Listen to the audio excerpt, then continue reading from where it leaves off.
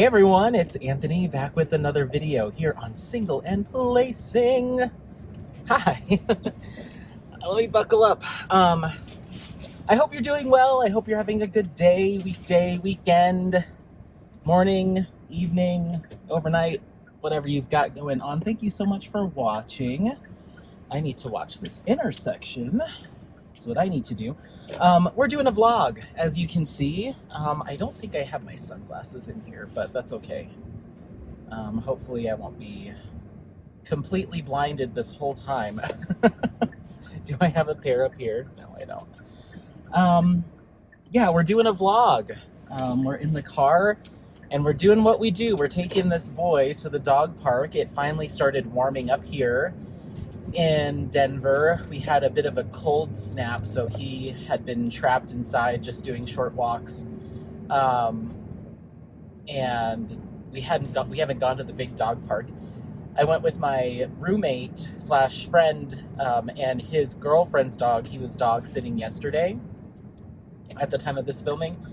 He was dog sitting, so we did go to the park right over here and we walked around the neighborhood a little bit just to get them some energy, and they played a lot. And I reluctantly let Apollo off leash in a non-off leash park, but there was nobody else there. It was freezing.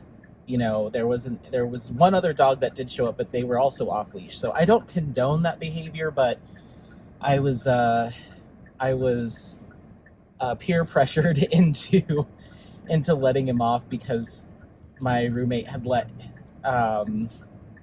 his girlfriend's dog, and then there was Bowie, who you've met, was with us. And so those two were off the leash and playing, and Apollo, I could tell he wanted to play so bad, but I'm just so nervous about letting him off leash in like an area that's not meant for that, like no fences and stuff. Like, it freaks me out. It's a big park, but it still freaked me out. So I was like, let's go away from the people into, oh my gosh, my hair. I took a shower and I was like, I'm not doing my hair. I'm just going to the dog park. So you're gonna have to deal with the little poofs and floofs. But, yeah, so we went to this area. It's just like an open field, and I was like, okay, Apollo, do not make me regret this decision. And I let him off, and he did so well. He did better than the other two at staying nearby and coming back when I called him. And he did get the ball and play keep away with us for a little bit. Like, I was trying to get to him and he's like, But then once we were done for the day and it was time to go, I was like, come on, let's go. And he like ran right up to me and let me clip him up. And so he's maturing. He has been doing a thing now where we let him in the backyard if he has too much energy. I hate my hair right now. I'm so sorry. I look like I just woke up and I just got out of the shower. I have this hat that's like a face cover hat. I don't want to wear that. Maybe should I just do this? Is this gonna be weird? Hi. No, it's fine. You've seen worse from my hair probably. So yeah, if like the past couple days when we haven't been doing like our dog runs and stuff, when I let him out in the backyard without his lead, he refuses to come inside. Like, it's a battle. I have to like chase him around the backyard, and it's freezing cold, and I have to do that. And so now he doesn't get an option. He just goes on his lead now because he can't be trusted. And I've learned that rather than trying to chase him, I just kind of stand there and pretend that I'm bored. And then eventually he'll come up to me, but I have to stand there in like negative something degree weather trying to coerce Apollo to get inside. And so he has a 30-foot lead now that I just hook him up to, and I just have to make sure to always do it. Otherwise, he likes to just sit outside in the cold for indefinitely. But anyway, so we're going to the dog park. He needs it. He deserves a good few mile run because it's been a little bit.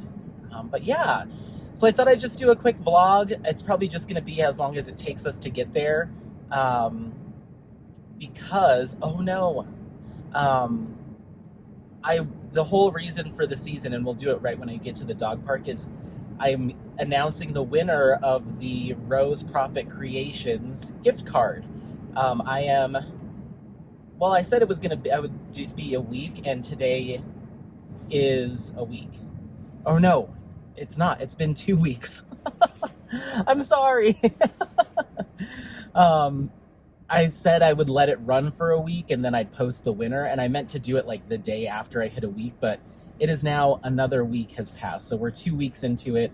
But the winner did post within the time frame. They posted, I believe, the day after that video went up. So the reason I said oh no is I've been trying to remember I think I remember it, the name of the winner, but it's not like a normal name and it has numbers in it, so I kept forgetting it and I had to keep looking it back up. But I think I got it. But stick around till the end of the video for the winner there. But yeah, other than that, things are going well. I put up the spotlight for Rosa with Diamond Painting Shop at the time of filming this. That happened yesterday. So that was really exciting. I think Rosa seemed to be really happy with it, and the folks that were there in the live chat seemed really excited and happy to be there. And I got a lot of comments and even some direct messages on Instagram of people just thanking me for putting that stuff up. And I'm happy to do it. It's a way to lift up and support those small businesses.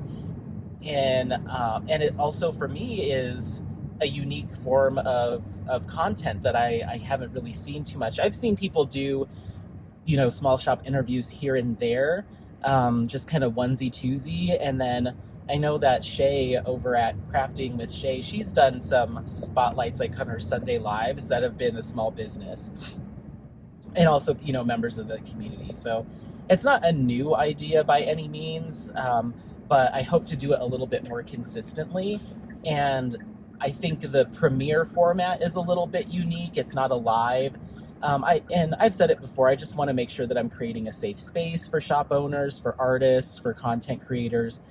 That way, and this hasn't happened yet, but I always tell the folks that I'm interviewing, like, if you ever need to stop at any point and like think about your answer or need a break or run to the restroom, or if we start talking about stuff that you don't want to talk about for whatever reason, that's the nice thing about pre-recording it, is I can go in and just clean stuff up and edit it. And it's, I feel like it takes some of the pressure and the nerves off maybe.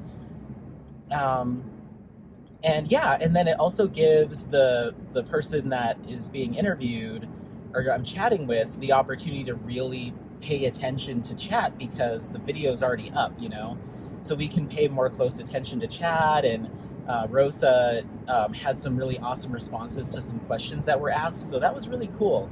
So I like the format. I think for me, I like it better than doing a live with somebody, even though I think a live might get more engagement in the moment, because there's you're being talked to, in real time. The people in chat are being talked to in real time, but we're in the chat with folks. So I don't know. I like it. And then it also gives people the opportunity to, like, if you're just lurking and working, then you're not worried about like missing something in the live, because you can go back and rewatch it, or I don't know. I just like it better. I'm going to keep doing it that way. It helps me. I can work out a schedule a little bit better because we can record that any old time, and it allows me to put some more structure around it too. So yeah, I'm excited. I have one more that has already been filmed. I just need to finish editing it, and then that'll probably go up here in the next week or so. I need to touch base with the person that I interviewed to see what their timeline looks like.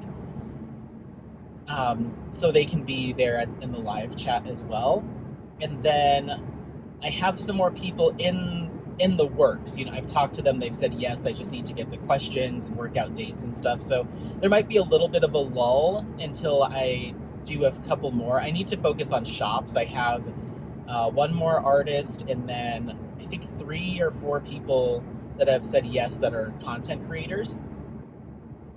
But I need to get in there and do some shop highlights. And if you have any recommendations of maybe some small shops that you'd like to, learn more about. Actually, I have one more, but that's going to be a couple months out. But yeah, any small shops that you're like, ooh, I'd love to learn more about this company, or I'd like to know, a little bit more about, put a face to the brand or whatever, just let me know. Certain small shops, the owners aren't really keen on like face to face. So we might do like a whip and chat where the camera's facing the canvas and we're chatting, or I'm even thinking of doing like a series on Instagram where they provide written responses to the questions. And then for the whole week or for a few days, every day I'm posting, you know, an image will be some of their products, and then it'll be the question that I asked and the answer in the text of like the Instagram post. I could also do that in a YouTube community post. So just whatever shop owners or artists or content creators are comfortable with, I want to support them. So whatever format makes the most sense for them for privacy reasons or what have you, I'm here for it. So let me know if you have any recommendations. We've got a train coming through. It's moving super slow. I hope someone's not on the tracks. No, I think we're okay. They're just going really slow. I wonder how long this train is. Oh, I'm sorry, Apollo. They're full on stopping in the intersection. And someone's getting out of the train. What's happening? I can't see.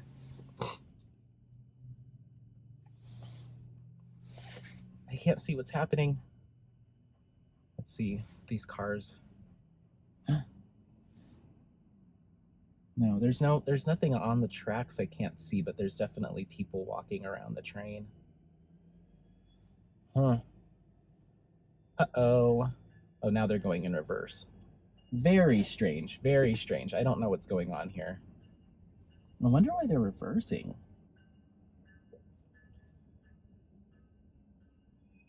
Huh. Sorry, I'm not talking. I'm just concerned. I don't know what's happening right now. Anyway, okay, so yeah, the premieres series is going well. I'm getting better and better. I'm learning every time that I do one of these. I'm adding questions, I'm adjusting questions, and it's not as simple as like question 1, question 2, like boom, boom, boom, because I want to keep the conversation kind of fluid and flowing. And so sometimes we end up, or the guest ends up answering a question, you know, a question that's later on just because it just came up in conversation. So it's not as easy as, oh, there's a little shipping yard right here with a bunch of pallets of stuff. They're backing up to pick up their load. Okay, that makes me feel better. Yeah, and I want it to feel very fluid and very natural, so I don't want to cut them off or be like, oh, that's actually a later question. So like, I just go with the flow of the conversation, but I have to think on my feet in real time of like, skip that, change the wording a little bit so it's a slightly different question, or it might garner a different answer. So I just have to like try to be as fluid as possible. The other thing I might do is I might put the questions, either write them out and tape them next to the camera, or just have my iPad up there. That way I'm not having to look down constantly. The same with my computer. I want to put my screen closer to the camera that I use. That way I'm not looking, when I look at the guest on StreamYard, I'm looking down to see them, and I have to keep reminding myself, look into the camera, look into the camera. And with Rosa, at a certain point, I just was like, you know what? I don't really need to necessarily see her, you know, even though it's awkward just to talk straight into camera. I was like, I don't really need to see her. So I just kept trying to remind myself, like, don't worry about it. Don't look down. It's fine. It's fine. But I could see my eyes kind of moving around to like all the different equipment, like checking it, like, is this okay? How are we doing on time? Looking down at my phone. And so I want to look straight into camera. So I've got to adjust some stuff. So I've got that. And then a couple things that people asked her in the comments or in the live chat, I was like, that's a really good question. Why didn't I think about asking her why she decided to start a shop? Like, that seems like a really easy question. And for whatever reason, we breezed over it. And she had a really interesting answer. And I was like, oh, wow. Like, she wrote it out in chat. And I was like, oh my gosh, like that could have been a whole topic that we discussed. And so I almost felt kind of bad and guilty for not asking some of those questions. So I wrote those down. That way I can make sure to include them for future spotlights. So yeah, it's a learning process and it's fun. I hope to start doing them a little bit more frequently, rotating through artists and content creators and small shop owners. And now that I'm doing cross-stitch conversions, I think I'm going to start opening it up and maybe reach out to some cross-stitch pattern shop owners or site owners to talk to them about their process and if, you know, how they interact with the diamond painting community, because it's I think it's going to become a big part of what I do as far as crafting, is the cross-stitch conversions. I already have one more on the way, or it's ordered at least.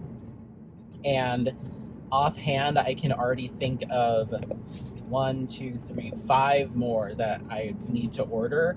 I'm holding off for now because I want to try a couple different shops, rather than, even though I love the quality of Jade's stuff, I want to try a variety just to compare and contrast and, you know, see where my favorites are. Heaven and Earth Designs pops up immediately as a major one because I know a lot of people use that one. So, or that shop. So I think that's where my next set will come from. My next order will come from. So, but I'll make sure to spread the love, and try some different things. So there's that. What else? Yeah, I mean, I just did a whip and chat, or a whip and chat just went up today at the time of filming this. And I filmed that, or I recorded that. Is that yesterday or a couple of days ago? Fairly recently. So you're pretty much caught up on everything. I got another good section of Head of Medusa done. So I think I'm at around like 36% complete of that kit. I think right around there, 36%, maybe a little bit less. But I'm almost done with that row, or that section, that bottom third that I've been working on, or a little bit more than third. I'm almost done. I'm to the end of that. So hopefully by tonight or by this weekend, I'll have that whole bottom piece done. And then I can turn a lot more focus towards working on Marie Laveau by Matt Lyon and Distracted by Diamonds, because we're officially in Black History Month. So I'm going to finish that kit during this month. It shouldn't take too long, honestly. It's been moving really fast. So I'm sorry if you hear Apollo panting. I think he's hot, and also he's got a lot of energy. Is that what you want? The window down a little bit? So that'll go really fast. And once that's done, then I'll go ahead and get started on Polani from Micah Jelena, because today, at the time of filming this, it's the 1st of February, today kicks off the Micathon for Fun kind of non-event that's going on. I haven't really seen much about it. I mean, today was just the first day. I need to jump in Facebook and Instagram and take a look to see what people what people are working on and what their images are. I just haven't kept up with it, but I need to. Because I want to see. I'm curious to see. I wonder if anybody else is working on Polani. But I think if I try for it, I should be able to get Marie Laveau and Polani done this month, as well as make get another good portion of my cross-stitch conversion completed. I'd love to be at 50%. I know I can do better than that, but I'd love to be at least at 50% by the end of the month, if not more. With my progress so far, I'm sure I could get to, because I haven't even been working on that kit for a month. It's only been like a couple of weeks or a few weeks, and I did take some breaks here and there. So, I mean, 60, 75, 80. Who knows? I'd ideally like to get it done before the next one gets in, because then I can give myself a little bit of a lull between when that's done and Summer with the Masters to work on Cozy Evening, Star Maker, those other square kits, Senorita, those other square kit whips that I have that just have been completely neglected because of this cross-stitch conversion. So who knows? Another thing I could probably do is give up my need to always have one square and one round going and just do all squares until I get some of these whips completed. But yeah, that's about it. The other, I mentioned in the whip-in chat that I was ready to let go of a couple of canvases. So tomorrow I'll be taking Del Sol into work, and I'm most likely going to be breaking down Crimson Oracle. Maybe I'll do that tonight if I have time, or this weekend. I'm gonna break down that kit, essentially meaning I'm gonna scrap it. I'm scrapping it. I'm gonna take the drills and see if I can, put them into my excess drill storage if there's any DMCs I don't already have, and then just let go of that canvas. I keep tossing it around in my head and thinking and rethinking and this and that, and it's just, if I'm having to churn it over in my head that much, then I know my answer, right? If I wanted to do it or thought I'd use it for something else, then I would have already come to that eventuality. It's just me feeling guilty for wasting money, but I'm not having fun. And it's, once again, I'll say it a million times, no knock against Craftably. In fact, I have another Warmtail kit from Craftably that is a much bigger size. I think I'm going to really enjoy that. And then I have, I think, 3 or 4 other Craftably kits that are all pretty big, and I think they're all round.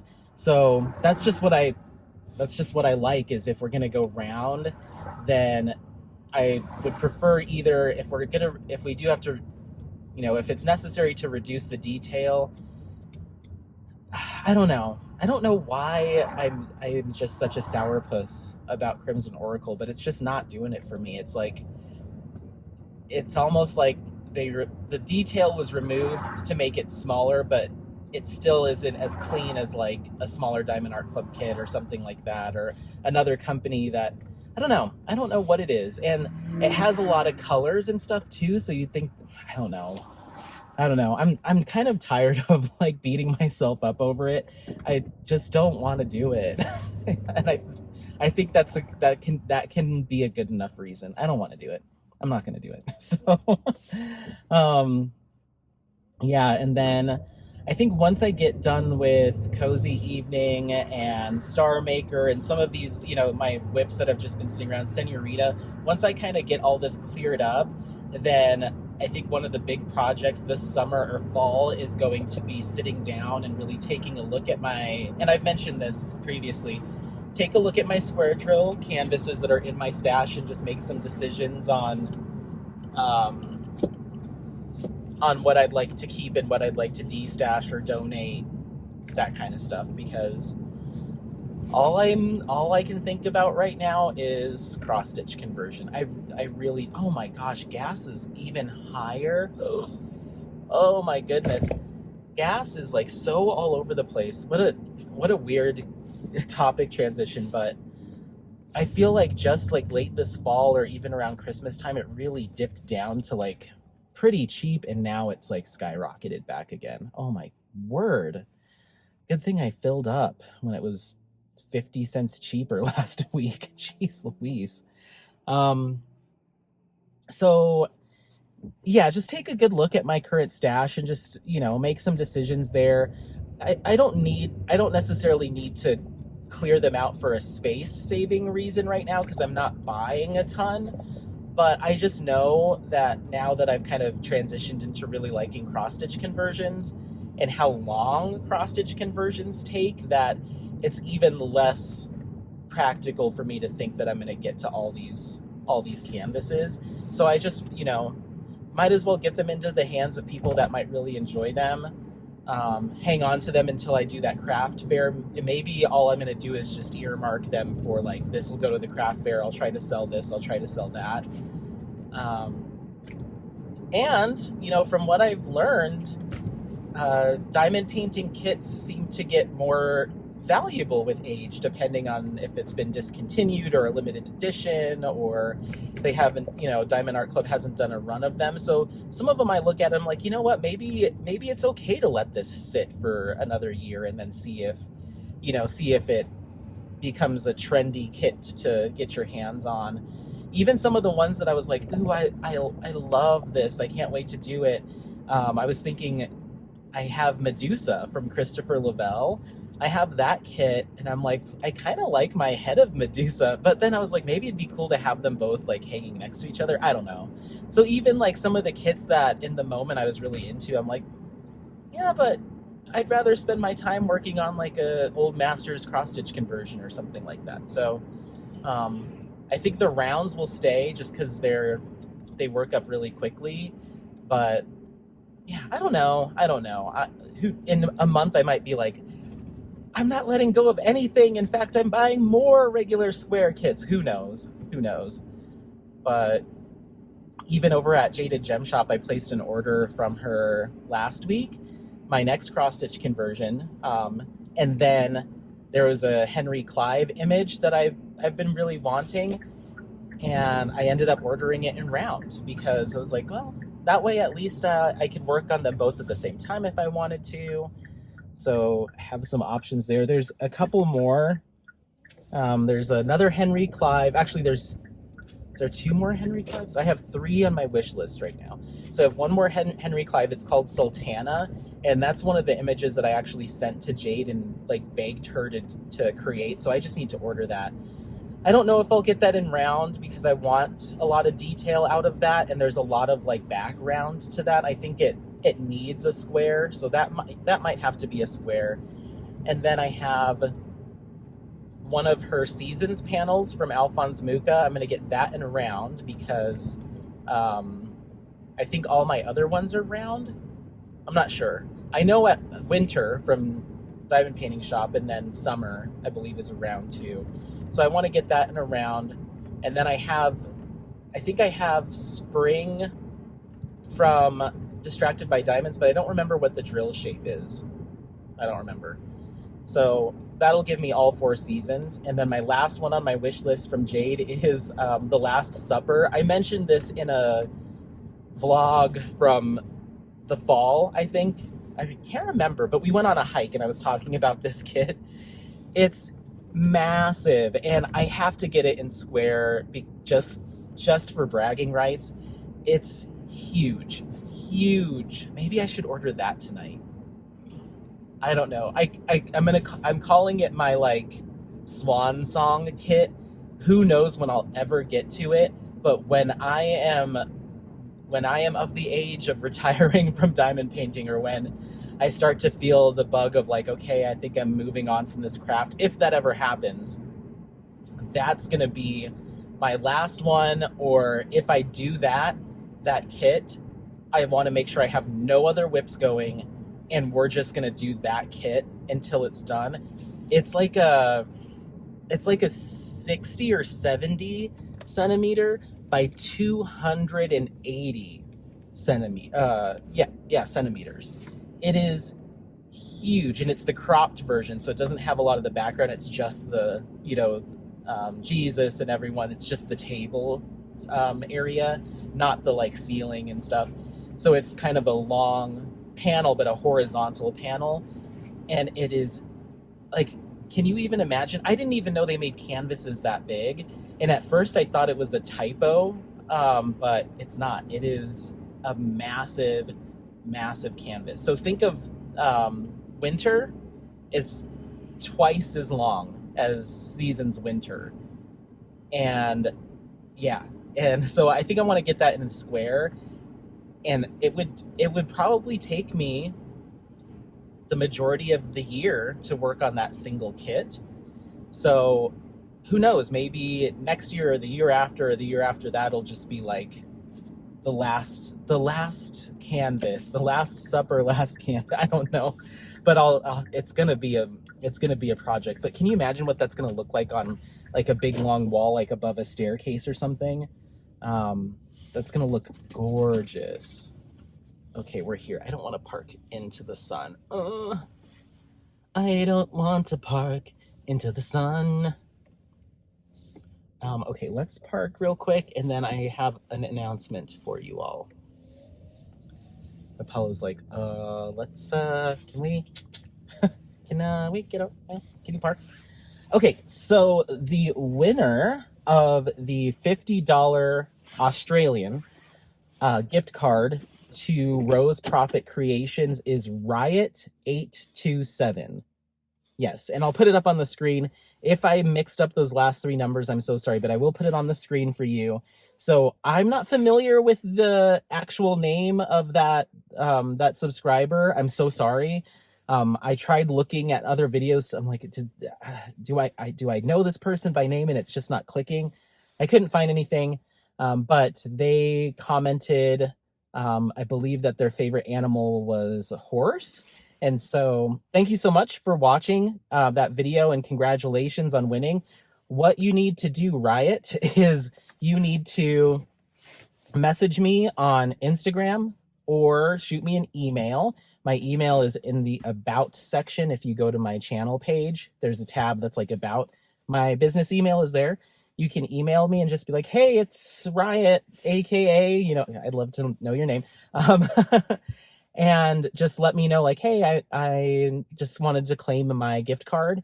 What I will do at that point is give you a keyword to use, and then you'll just pop back over to that spotlight with Rose from Rose Proffitt Creations, that same video that you commented on, and leave another comment with that word. That lets me know that the person that I'm talking to in email is the same person that actually won, because it sometimes, and this is just from me hearing about it. It's never happened to me, but someone will announce a winner and then somebody will just go and claim to be that person. I would hope it wouldn't happen here, but just to be safe, that way I know that who I'm talking to is the same person that commented. So it's got to be that same Riot827 account that makes the comment with the keyword, and then you get your card. So I'm also working with, I'm not working with, but I ordered the gift card, but I didn't see an email with like a code or anything from Rose.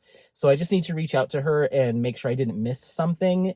I'm hoping that it's not like a mailed like paper. Nobody does that anymore. I wouldn't assume it's like a physical gift certificate, because it's like, where do I take that? So I just need to get the code or figure out what that is, and I'll get it to you. So hopefully by the time this gets posted and Riot and I work that out, then you'll have your gift card. I also did a giveaway for Rosa from Diamond Painting Shop as well. I just put that spotlight, just happened yesterday, so be on the lookout for a future vlog. It'll be in the actual vlog thumbnail, just like it was for this. I'll probably put something like dog park drive, or drive to the dog park, and then underneath it it'll say Rose Proffitt Creations giveaway and announcement or whatever. So just know that that's the video to look out for that. If I don't hear back from a winner within a week of the video going up, then I'm calling it fair game to repick. So keep that in mind. Riot or any future winners, I'm going to give everyone a week from the date that the announcement was put up, so a week from when you're watching this, to raise your hand and claim your prize. Otherwise, I'll do the comment picker again. So